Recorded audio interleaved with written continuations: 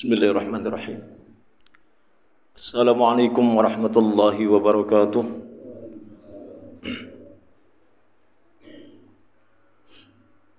Innal hamdalillah nahmaduhu wa nasta'inuhu wa nastaghfiruh wa na'udzu billahi min shururi anfusina wa min sayyiati a'malina. Man yahdihillahu fala mudilla lahu wa man yudlilhu fala hadiya lahu. Asyhadu an la ilaha illallah wa asyhadu anna Muhammadan abduhu wa rasuluhu la nabiyya ba'd. Qala Allah Ta'ala fil Qur'anil Karim, a'udzu billahi samii'il 'aliim minasyaitonir rajim. Bismillahirrahmanirrahim. Ya ayyuhalladzina amanu taqullaha haqqa tuqatih wa la tamutunna illa wa antum muslimun. يا أيها الناس اتقوا ربكم الذي خلقكم من نفس واحدة وخلق منها زوجها وبث منهما رجالا كثيرا ونساء واتقوا الله الذي تساءلون به والأرحم إن الله كان عليكم رقيبا يا أيها الذين آمنوا اتقوا الله وقولوا قولا سديدا يصلح لكم أعمالكم ويغفر لكم ذنوبكم ومن يطع الله ورسوله فقد فاز فوزا عظيما أما بعد فإن أصدق الحديث كتاب الله وخير الهدي هدي محمد صلى الله عليه وسلم وشر الأمور محدثاتها وكل محدثة بدعة وكل بدعة ضلالة وكل ضلالة في النار. Ikhwani fillah, azakumullah. Alhamdulillah, hari ini Allah Ta'ala masih memberikan kesempatan kepada kita untuk hadir dalam sebuah majlis. Dengan hadirnya kita dalam majlis seperti ini, maka sungguhnya Allah Ta'ala akan berikan satu hidayahnya. Sementara orang yang mendapatkan sebuah hidayah, sungguh Allah Ta'ala berikan sebuah kemudahan di dunia, jalannya menuju surga. Seperti yang disebutkan di dalam hadis yang sahih yang diriwayatkan oleh Imam Muslim, Rasulullah sallallahu alaihi wasallam bersabda, "Man salaka tariqan yaltamisu fihi ilman, sahalallahu lahu bihi tariqan ilal jannah." Barang siapa yang menempuh sebuah jalan dalam rangka mencari ilmu syar'i, maka Allah Ta'ala akan berikan sebuah kemudahan di dunia, jalannya menuju surga. Tentunya ilmu syar'i yang dimaksudkan di sini adalah ilmu syar'i yang berdasarkan di atas Al-Quran dan As-Sunnah yang sahih. Setelah itu difahami menurut para sahabat radhiyallahu anhum. Dan tentunya ilmu yang sudah dipelajari tersebut maka wajib diamalkan. Ta'allamu fa idza alimtum fa'malu. Pelajarilah ilmu. Setelah kalian mengetahui ilmu maka amalkan ilmu. Sehingga ilmu itu nanti akan menuntun bagi pelakunya dimudahkan oleh Allah Ta'ala jalannya menuju surga. Maka Allah Ta'ala akan berikan hidayahnya. Dan jika hidayah itu sampai akhir hayatnya seorang muslim mendapatkannya, dan itu berkat pertolongan dari Allah Ta'ala, maka sungguh seorang muslim akan diberikan peluang besarnya untuk mendapatkan sebuah kematian dalam kondisi husnul khatimah. Nah, inilah manfaat dan faedahnya kenapa kita harus hadir dalam majelis-majelis ilmu. Salah satunya seperti ini. Ikhwani fillah, azakumullah. Taib. Hari ini kita akan melanjutkan kembali di dalam kajian kitab Khudh Aqidataka minal Kitabi was Sunnah bi fahmis sahabah radhiyallahu anhum, dengan edisi Indonesia, ambillah akidahmu dari Al-Quran dan As-Sunnah yang sahih dengan pemahaman para sahabat radhiyallahu anhum. Dan kalau nggak salah kita pertemuan sebelumnya masih dalam bahasan berbagai macam tauhid dan faedahnya. Sehingga waktu itu kalau nggak salah sudah ana sampaikan kepada antum tentang betapa tauhid ini perkara yang pokok, perkara yang wajib didakwakan pertama kali, ya.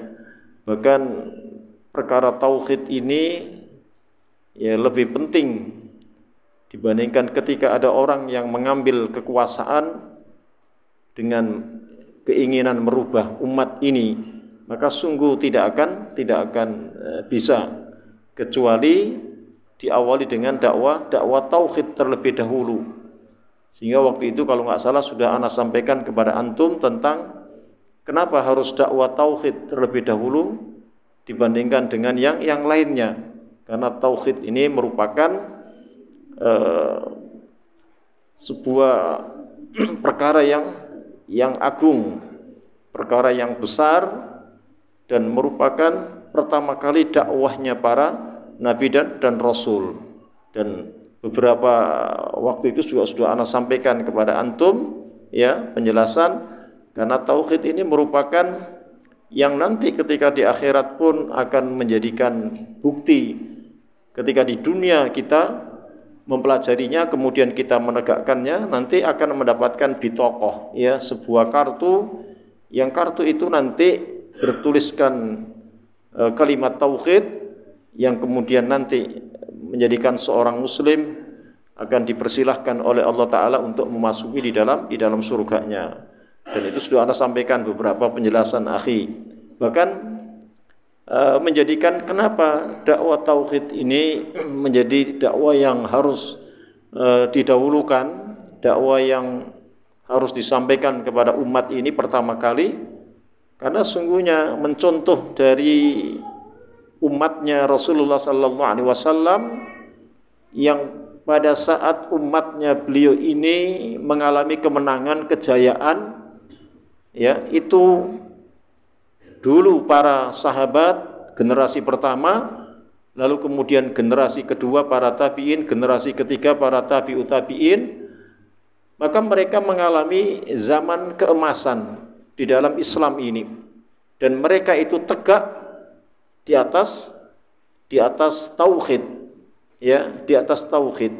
Sehingga ketika mereka itu tegak di atas tauhid, maka menjadi contoh umat-umat setelahnya sampai kepada kita. Dan ini pernah diucapkan oleh seorang Imam Malik rahimahullah ta'ala dengan ucapannya yang sangat terkenal sekali, la yusliha akhir hadhil ummah illa ma aslaha awwalaha. Tidak akan baik akhir perjalanan umat ini, maksudnya akhir perjalanan umat Islam ini, itu tidak akan pernah baik. Artinya apa? Tidak akan mengalami kemenangan, tidak akan mengalami kejayaan, dan justru sebaliknya nanti akan menjadi pecundang, ya, akan menjadi pecundang yang selalu dikalahkan, ya, yang selalu dikalahkan. Illa ma aslaha awwalaha, kecuali umat Islam itu mengikuti baiknya generasi pertama dari umat ini, yang itu tegak di atas dakwah tauhid mereka ini. Mereka tegak di atas tauhid, ya. Jadi sekali lagi ucapan Imam Malik ini merupakan pelecut buat kita kenapa dakwah tauhid ini harus didahulukan. Karena kalau kita menginginkan umat Islam ini mengalami kejayaan, kemenangan, tidak menjadi pecundang, maka umat Islam itu harus mengikuti bagaimana dulu generasi pertama dari umat ini, yaitu para sahabat, para tabi'in, para tabi'ut tabi'in, itu tegak di atas tauhid akhi, dengan ucapan tadi, la yusliha akhir hadhil ummah illa ma aslaha awwalaha. Tidak akan baik perjalanan akhir umat ini nanti kecuali umat ini nanti, ya, di akhir perjalanannya itu mengikuti baiknya, ya, generasi pertama dari umat ini, yang terdiri dari para sahabat, para tabi'in, dan juga para tabi'ut tabi'in, dan mereka ini tegak di atas tauhid akhi, ya. Sehingga kalau kita lihat sekarang ini, kalau umat Islam itu masih mengalami kekalahan, ya, menjadi pecundang, menjadi bulan-bulanan orang-orang kafir, ya, karena umat Islam itu sendiri tidak tegak di atas tauhid akhi, ya, tidak tegak di atas tauhid. Dan umat Islam itu tidak punya ya tauhid yang cukup kuat akhi, ya, tidak memiliki ya dari segi keilmuan tidak dipelajari. Sekarang ini umat Islam mengabaikan mempelajari ilmu tauhid. Sehingga mereka ini tidak merasa penting untuk belajar tauhid, akhi. Ya, sehingga umat Islam ini ya mereka tidak paham tentang apa yang menjadikan tauhid yang tegak pada diri umat Islam, dan sebaliknya lawan dari tauhid itu adalah perbuatan syirik, ya, yang justru banyak bergelimang di antara umat Islam ini, ya. Makanya pantas kalau kemudian umat Islam ini menjadi pecundang, akhi, selalu dikalahkan, selalu menjadi orang-orang yang terpinggirkan, tidak punya pendirian yang kuat di dalam keimanannya, sehingga mudah untuk dimurtadkan dan lain sebagainya. Pantas kalau kemudian Rasulullah SAW di dalam hadis yang sahih riwayat Imam Bukhari itu pernah menjelaskan, ya, umat Islam itu nanti bagaikan makanan yang berada di atas meja makan yang dikerumuni oleh orang-orang yang lapar. Sementara orang lapar ini adalah orang-orang kafir. Yusikul umam antada al akalatu ila qas'atiha, ya, kama tada al akalatu ila qas'atiha. Jadi akan datang nanti satu zaman umat Islam itu bagaikan makanan yang berada di atas meja makan yang dikerumuni oleh orang-orang yang lapar. Sementara orang yang lapar ini adalah orang-orang kafir, ya. Lalu pada saat itu beliau ditanya oleh para sahabatnya, ya, apa kata para sahabat? Amin killatin nahnu yauma idzin ya Rasulullah. Apakah jumlah kami itu nanti minoritas sehingga kami itu diibaratkan seperti makanan yang berada di atas meja makan yang dikerumuni oleh orang-orang yang lapar, yaitu orang-orang kafir yang siap menyantapnya. Kata beliau apa? La bal antum yauma idzin kasir. Tidak, jumlah antum itu mayoritas. Ya, jumlah antum itu jauh lebih banyak dibandingkan mereka. Ini mengkondisikan kita yang ada di negeri ini, akhi. Kita ini mayoritas, ya. Tapi beliau kemudian menjelaskan, walakinnakum ghusa ka ghusa'is sail. Akan tetapi keberadaan kalian yang mayoritas itu bagaikan buih di atas lautan. Yang ketika buih di atas lautan, kan kita tahu, akhi, buih itu tidak punya akar. Ya, tidak punya akar. Ketika diterjang oleh gelombang, maka buih yang tadinya banyak, maka lama-kelamaan buih itu akan habis. Begitu juga umat Islam. Ketika umat Islam ini, ya, meskipun kemudian mayoritas, tapi ketika umat Islam ini tidak punya akar, dan akar itu yang dimaksudkan adalah tauhid, ya, tidak punya pondasi, ya, tidak punya pondasi, dan pondasi itu adalah tauhid, maka lama-kelamaan, maka dengan mayoritasnya itu pun, ya, akan lama-kelamaan akan habis. Maksudnya apa? Secara kuantitas umat Islam itu banyak, akhi, tapi secara kualitas umat Islam itu lama-kelamaan habis, tidak punya tauhid. Dan inilah yang kemudian mudah, ya, dimurtadkan, ya, oleh orang-orang kafir, dan mudah dipermainkan oleh orang-orang kafir. Dan orang kafir ini kemudian memperalat orang-orang Islam, yang menjadikan orang Islam itu adalah orang-orang munafik, akhi, ya, orang-orang munafik. Mereka berkolaborasi dengan orang-orang Islam yang munafik, sehingga umat Islam ini, ya, itu tadi bagaikan buih di atas lautan. Tidak cukup, maka kemudian Rasulullah SAW menjelaskan umat Islam itu pun oleh Allah Ta'ala akan diberikan satu penyakit yang pada diri mereka, yaitu apa? Wahan. Jadi fi qulubikumul wahan. Jadi umat Islam itu nanti akan diberikan penyakit yang berupa wahan. Wahan itu kalau diartikan kelemahan, ya, kelemahan. Maksudnya kelemahan di sini tidak punya tauhid, ya, akhi. Sementara umat Islam itu justru tertarik dengan silaunya dunia ini, ya. Makanya ketika ditanya oleh para sahabat, wamal wahan ya Rasulullah, apa itu wahan ya Rasulullah? Kemudian beliau menjawab, ya, hubbud dunya wa karahiyatil maut.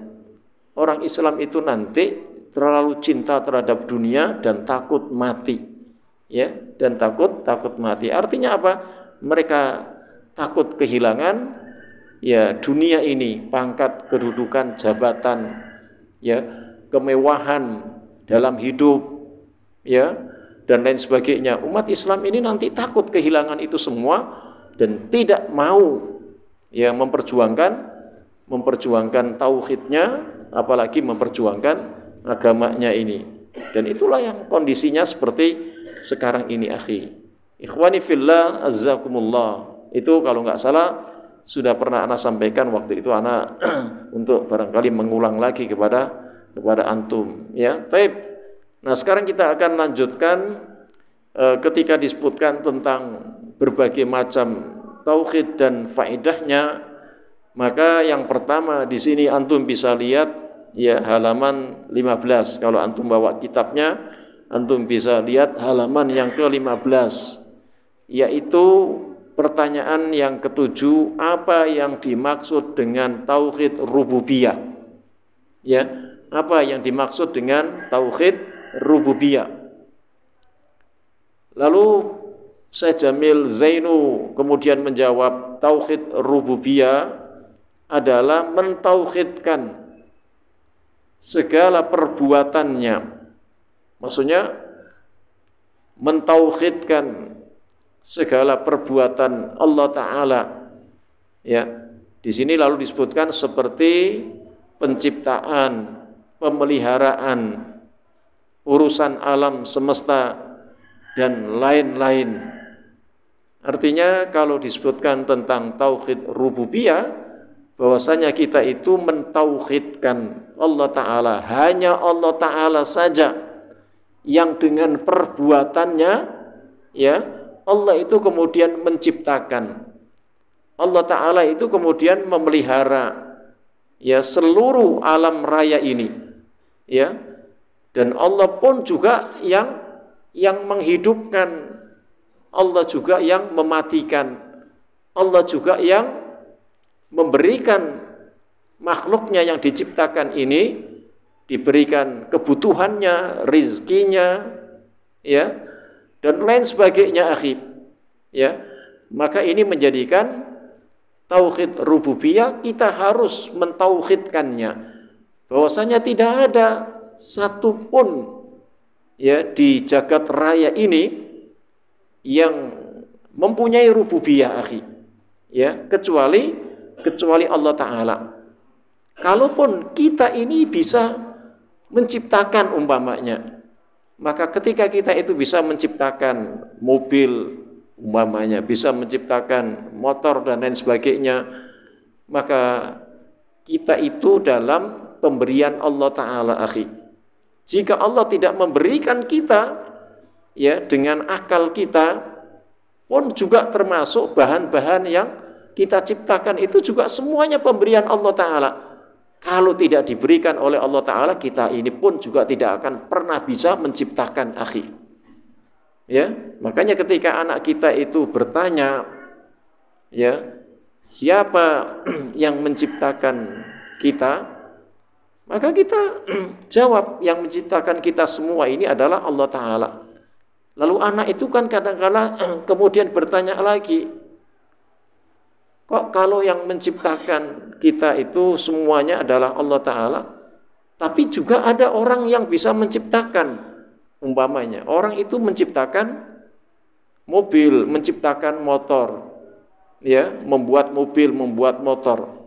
Ini kan suka kadang-kadang ada anak yang kritis yang bertanya begitu. Maka kita jawab, betul ada orang yang bisa menciptakan mobil, menciptakan motor. Tetapi ya, orang yang bisa menciptakan mobil dan menciptakan motor dan lain sebagainya, tidak mungkin mereka itu bisa menciptakan kalau tidak diberikan oleh Allah Ta'ala mereka itu akal. Ya, kalau tidak diberikan oleh Allah Ta'ala kemampuan untuk bisa menciptakan motor, mobil dan lain sebagainya, pun juga bahan-bahannya juga kalau Allah Ta'ala tidak berikan, ya, tidak Allah Ta'ala sediakan ya alat-alatnya, ya, bahan-bahan untuk menciptakan mobil dan motor, besi dan lain sebagainya itu tidak mungkin manusia bisa menciptakan. Maka ini kita jawab seperti itu. Ikhwani fillah, azzakumullah. Nah, inilah tentang rububiyah Allah, akhi. Makanya ketika disebutkan tentang rububiyah Allah, di sini disebutkan dalilnya oleh Syekh Jamil Zainu, yaitu dalam surat Al-Fatihah ayat yang kedua. Alhamdulillahi Rabbil Alamin. Segala puji hanya bagi Allah, Rabb semesta alam. Artinya apa? Ketika rububiyah Allah ini, ya, Allah itu menciptakan, Allah itu menghidupkan, Allah itu mematikan dan lain sebagainya tadi, maka sesungguhnya Allah itu Rabb semesta alam. Ya, itulah yang disebut Rabb semesta alam. Dan wajib bagi kita ketika mengakui tentang rububiyah Allah ini, maka kita harus memujinya, akhi. Memujinya dengan ucapan Alhamdulillahi Rabbil Alamin.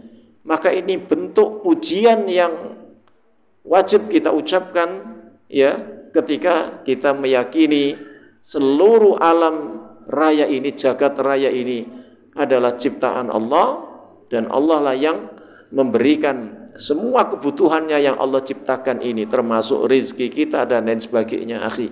Ya, maka itu diciptakan oleh Allah Ta'ala. Jadi rezeki ini pun diciptakan oleh Allah Ta'ala, akhi. Termasuk pekerjaan yang kita dapatkan selama ini pun merupakan rububiyah Allah Ta'ala, akhi. Allah menciptakan, ya, pekerjaan, lalu kemudian kita bisa bekerja, ya, entah antum bekerja di PT, antum juga usaha sendiri, dagang dan lain sebagainya. Sesungguhnya itu adalah melalui rububiyah Allah Ta'ala, akhi. Ya, dan pada saat itulah kita membutuhkan Allah Ta'ala, akhi. Sehingga ucapan yang layak, yang pantas, ya, yang wajib adalah ucapan bentuk pujian itu hanya kepada Allah Ta'ala dengan ucapan Alhamdulillahi Rabbil Alamin. Sampai kemudian di sini pun disebutkan tentang dalil sebuah hadis, ya, sebuah hadis yang sahih, yang hadis ini diriwayatkan oleh Imam Bukhari dan Imam Muslim. Rasulullah sallallahu alaihi wasallam bersabda, anta rabbus samawati wal ardi. Engkau, wahai Allah, adalah Rabb langit dan bumi. Artinya di sini pun Rasulullah sallallahu alaihi wasallam memperkenalkan kepada kita, akhi, bahwasanya, ya, Rabb, ya, langit dan bumi, maksudnya Rabb dari kata Robba ya rubu ini artinya memelihara, ya, menciptakan dan sebagainya, akhi, itu adalah Allah Ta'ala, ya, Allah Ta'ala. Sehingga tidak satupun ada satu kekuatan atau apapun yang mampu menciptakan langit dan bumi ini. Ini merupakan bentuk rububiyah Allah Ta'ala saja. Makanya enggak pantas kalau ada orang itu diberikan atau disematkan sifat rububiyah. Itu tidak pantas, ya, dan memang tidak dibolehkan, dan itu diharamkan, akhi. Ketika ada orang yang memberikan sifat rububiyah kepada manusia, ya, akhi, enggak boleh. Ya, apa salah satu contohnya ketika kok ada di muka bumi ini orang yang memberikan sifat rububiyah kepada manusia? Yaitu contohnya ketika ada orang yang percaya kepada pawang hujan umpamanya. Pawang hujan itu kan dipercaya, diyakini di masyarakat adalah orang yang mampu, ya, menurunkan hujan, yang mampu bisa menahan hujan. Maka orang itu sudah memberikan sifat rububiyah kepada pawang hujan tadi, akhi. Dan ini tidak boleh, ya, tidak boleh. Dan ini diharamkan hukumnya, nanti jatuh kepada syirik rububiyah itu nantinya, akhi. Kalau ada orang yang meyakini bahwasanya ada pawang hujan, yang pawang hujan ini kemudian dipanggil untuk menahan hujan atau diminta untuk menurunkan hujan. Dan ini bukan orang yang pawang hujan itu orang yang kadang-kala mereka tidak paham agama saja, tapi ada juga seorang kiai yang kemudian secara nggak langsung dia itu disebut ya pawang hujan. Ini banyak kisah-kisah yang pernah diceritakan oleh orang tua kami ya di Jawa Timur, itu banyak diceritakan. Keyakinan satu-satunya Allah Ta'ala itulah yang menciptakan, menghidupkan, mematikan, memberikan hujan, menurunkan hujan, ya, memberikan rizki dan lain sebagainya. Itu hanya Allah Ta'ala saja, Lalu kenapa kita masih menyematkan sifat rububiyah itu kepada makhluk? Nah, ini nggak boleh, Ini jatuh kepada perbuatan syirik. Ada 4 yang harus kita pahami, Apa ada 4 macam ketika kita memahami tauhid rububiyah?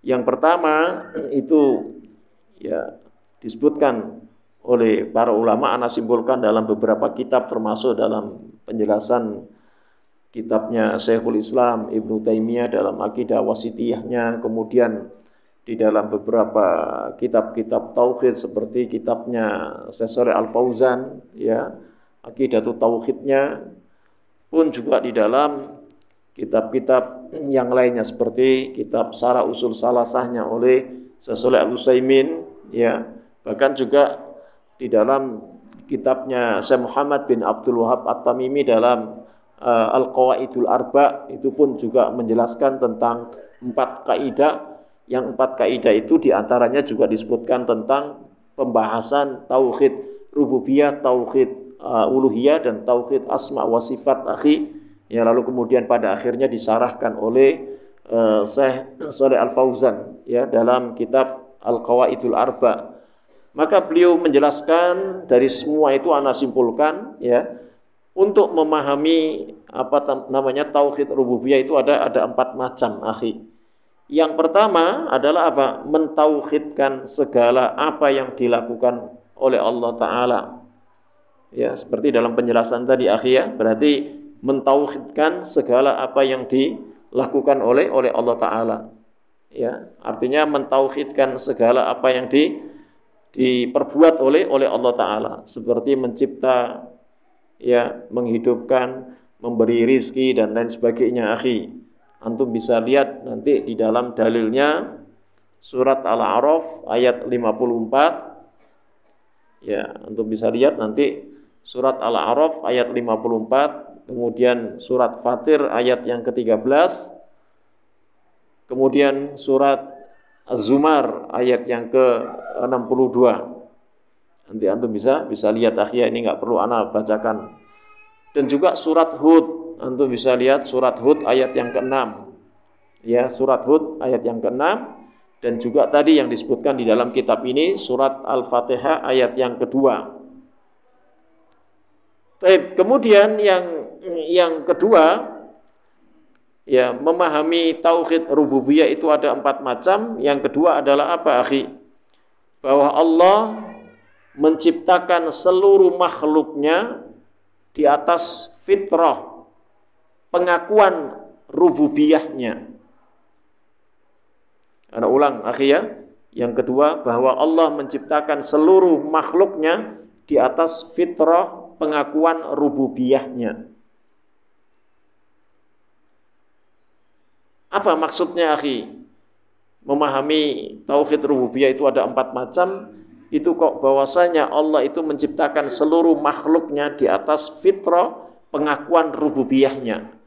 Artinya makhluk ini termasuk kita ini, ya, termasuk kita, ya, manusia ini itu bergantung tentang secara fitrahnya manusia itu akan, atau makhluk ini secara fitrahnya itu akan tergantung kepada rububiyah Allah Ta'ala, bahwasanya Allah Ta'ala lah yang menciptakan, yang menghidupkan, yang mematikan, yang memberikan rizki dan lain sebagainya.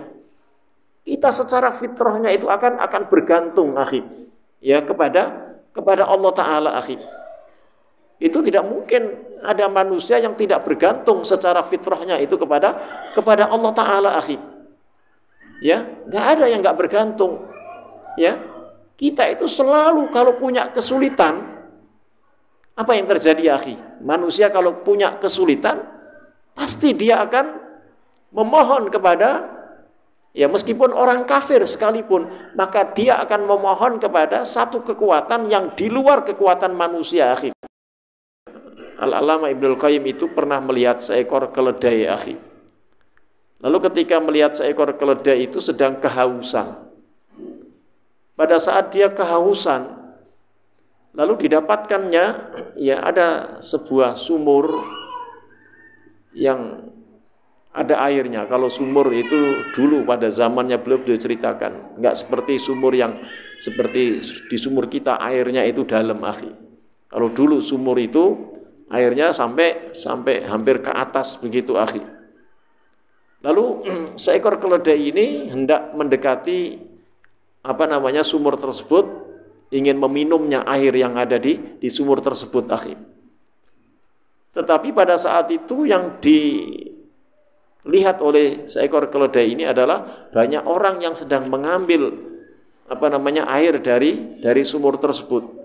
Sehingga seekor keledai ini tidak berani, karena ya, secara nalurinya takut ditangkap oleh manusia yang ada di sekitar itu, karena ini tidak termasuk binatang buas, akhi.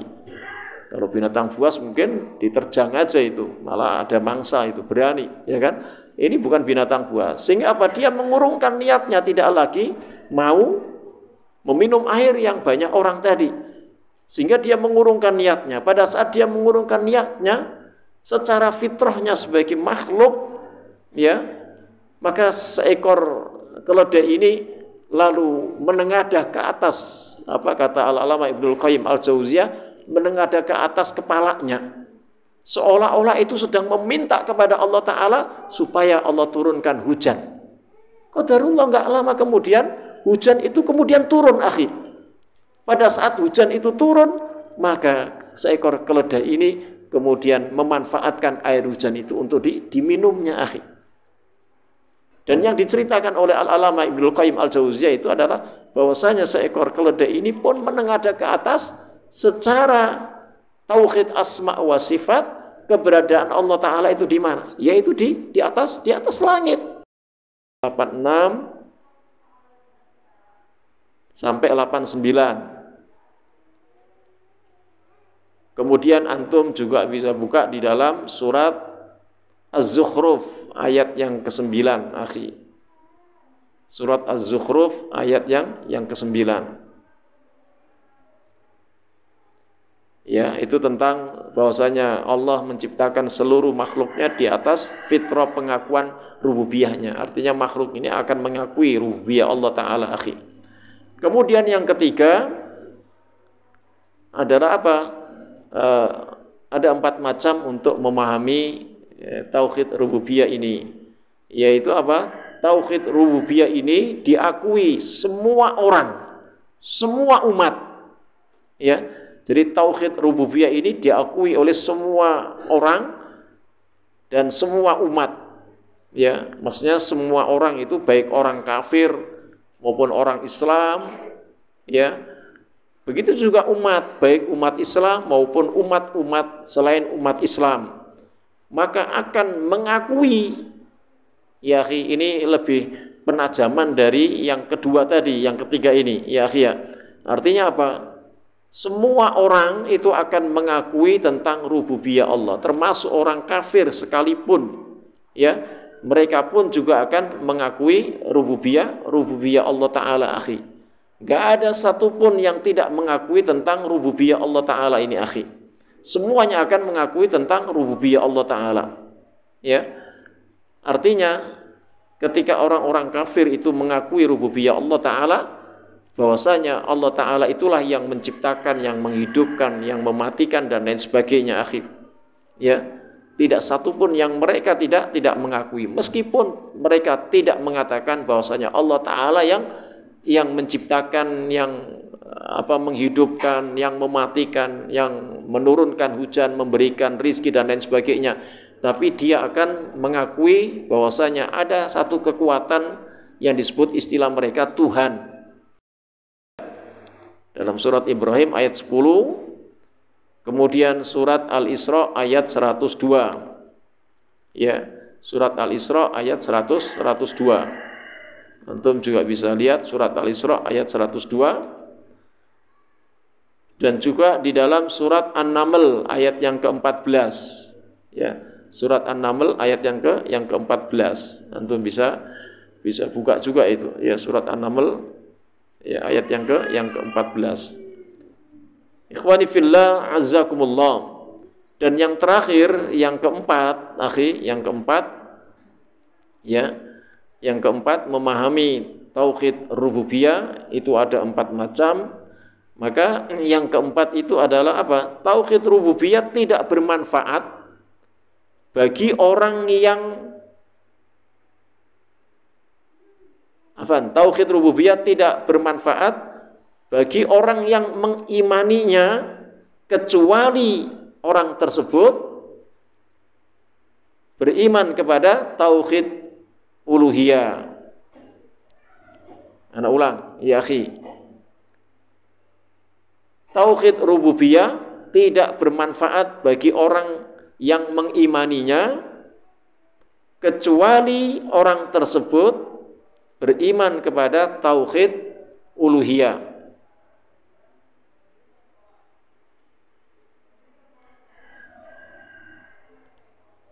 Jadi ketika ada orang Islam, akhi, kalau mereka hanya mengimani tauhid rububiyah saja, itu tidak cukup.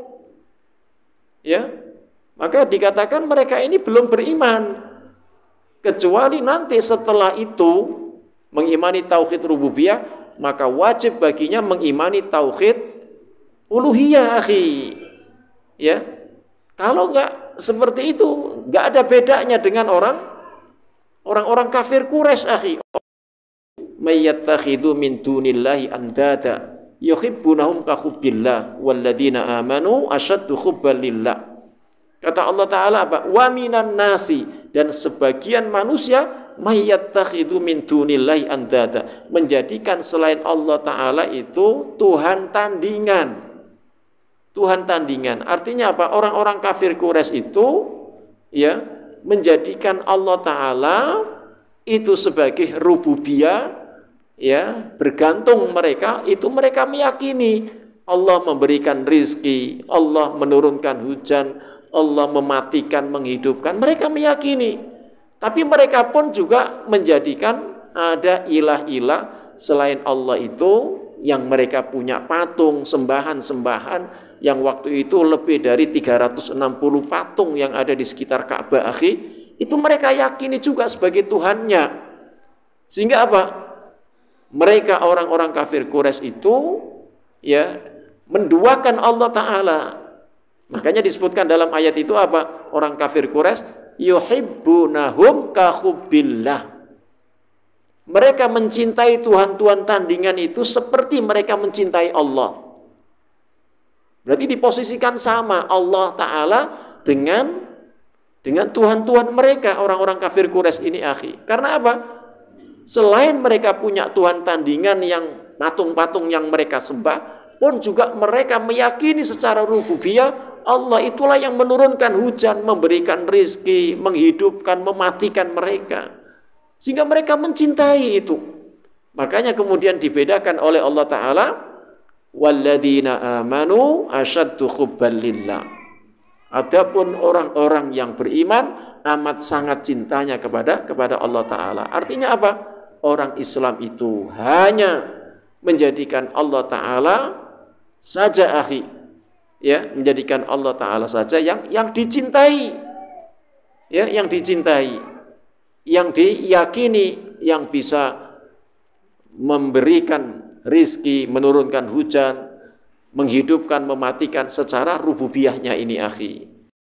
Kan begini, min usulit tauhid, ya, dasar-dasar ya di antara tauhid apa? Annat tauhid rububiyah, bahwasanya tauhid rububiyah itu yastalzimu tauhidal uluhiyah, mengharuskan adanya tauhid uluhiyah.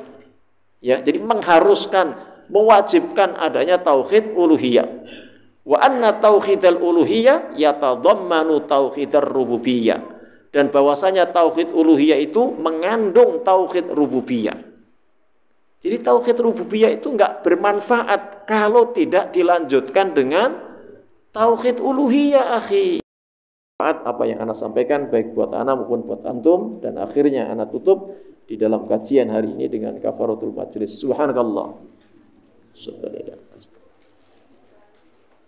Sallallahu alaihi wasallam tasliman wa akhiru da'wana alhamdulillahi rabbil alamin. Assalamualaikum warahmatullahi wabarakatuh.